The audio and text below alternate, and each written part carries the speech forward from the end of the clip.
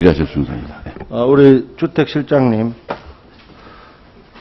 국토부가 준 자료에 보면은 공공임대주택은 08년도에 50만 호에서 14년도에 103만 호로 2배 늘었죠. 예. 부채는 얼마나 늘었습니까? 부채도 계속 비슷하게 늘었죠. 2배까지는 아니고요. 하여튼 좀 많이 늘었을 겁니다. 민간임대주택은 80만 호에서 68만 호로 줄었습니다. 왜 줄었죠? 기존에 이제 5년, 10년 임대주택이 현재의 제도는 절반만 거주하면은 분양 전환이 되게 되어 있습니다. 그러다 보니까 분양 전환이 빨라요. 지난 3년간 주택담보대출을, 즉 집을 사기 위한 돈을 빌린 게 얼마나 되죠? 가계부채의 가장 큰 요인이 주택 구입을 위한 돈 빌린 거죠. 예. 지금 국토교통부는 상황에 대한 인식을 갖다가 거주가 아닌 소유라고 단정을 짓고 있는데 저는 그렇게 생각 안 합니다. 수많은 사람들이 월세가 폭등하고 전세가 급격하게 상승되기 때문에 어떻게 해서든지 집을 살려고 하고 있습니다.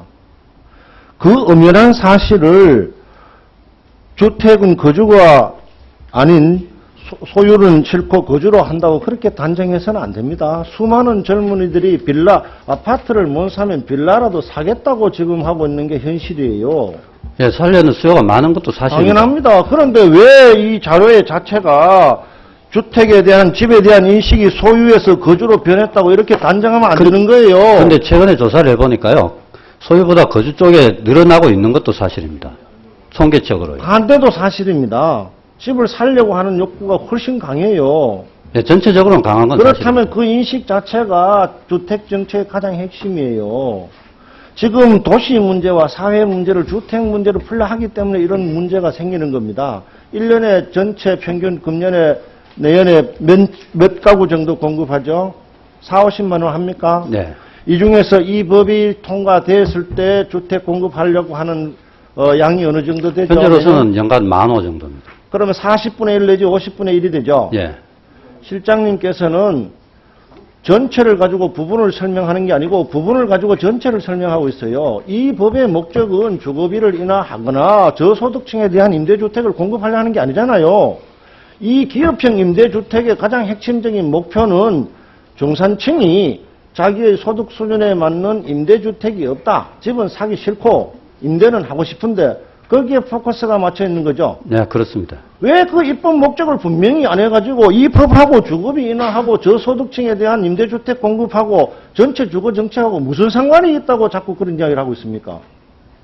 이 법은 주거비를 낮추기 위한 법이 아니에요. 이 법은 전체 임대주택 공급을 확대하기 위한 법이 아니라고요. 이 법은 의원님, 임대주택이 공급이 늘어나면은 그 전체적인 임대료 상승 압박은 줄일 수 있는 효과는 저는 그렇게 있다고 생각 봅니다. 안 합니다. 지금까지 계속해서 임대주택 비율이 유럽에 비해서 낮기 때문에 임대주택 공급을 확대해야 된다. 그러면 임대주택 공급을 어떻게 확대할 거냐?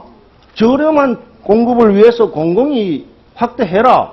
그래서 LH가 지난 2008년부터 14년까지 50만 호의 임대주택을 공급을 했고 대개 50조의 부채가 발생됐기 때문에 더 이상 공공 부분에서 임대주택을 공급할 수가 없게 되었죠. 한계가 있습니다. 거기에 대한 대안으로 궁여지책으로 그러면은 개인이 임대주택을 공급을 못하니까 여러 가지 특혜를 주면서도 대기업이나 다른 펀드들이 중산층의 수요에 맞는 임대형 주택 혹은 월세가 됐든 전세가 됐든 그 주택을 공급을 하려는 것이죠. 네.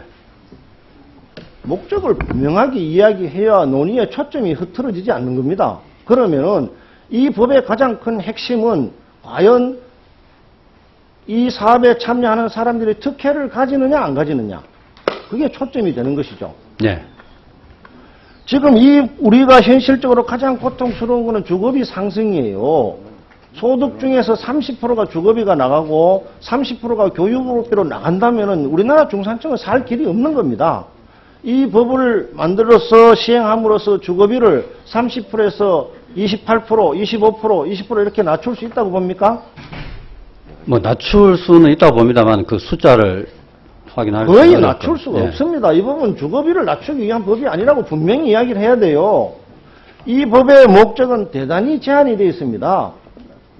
아까도 이야기했다시피 중산층에 필요한 100만 원 전후의 임대료를 낼 수 있는 사람들을 위한 임대주택 공급법이에요. 그렇죠? 네. 그 이상 그 이하도 논의의 대상이 안 되는 거예요. 이 법 가지고는.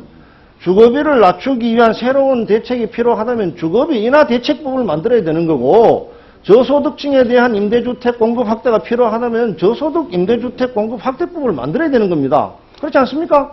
네, 의원님. 근데 기본적으로 중산층이 이 형편이 되는데도 불구하고 집을 안 사는 사람들을 위한 게 될 수 있지만은, 그래도 임대주택이 공급이 다양하게 이루어지면은, 전체적인 임대료 압박을 줄일 수 있는 효과는 분명히 있다고 저는 봅니다. 그렇게 보지 않습니다, 실장님. 왜냐하면은 1년에 공급하는 주택의 수가 40만에서 50만 정도 된다면은 최소한도 10만 정도 돼야 그 시장에 영향력이 가는 겁니다.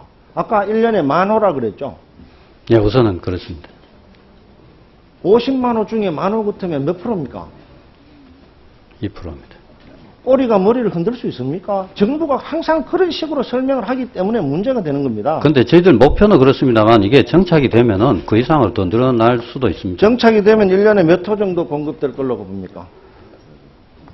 그걸 숫자로 그 말씀드리면. 정도도 안 되고 무슨 근거로 그 효과가 있을 거라고 단언합니까? 정부는 초점을 분명하게 이야기하세요. 아까 모 의원이 왜 목동에 정부가 임대주택을 못 짓느냐고 질타했을 때 뭐라고 답변했습니까? 주민들이 반대하기 때문에 못 짓는 겁니다. 예. 그거는 정부가 지을 수 있는 게 아니에요. 공급 위주의 정부 정책 때문에 이런 폐단이 오는 겁니다. 화려한 공약을 약속을 하지 마세요. 안 되는 건 안 된다고 이야기를 하고 정확하게 사실에 기반해서 정책을 수립하기를 바라고 설명도 그렇게 분명하게 하시기를 요구합니다. 알겠습니다. 네, 김 의원님 수고하셨습니다. 하여튼 결론은 화려한 약속을 하지 마세요, 공약을. 예, 잘하셨습니다. 다음은 민홍철 의원님께서 질의하실 순서입니다.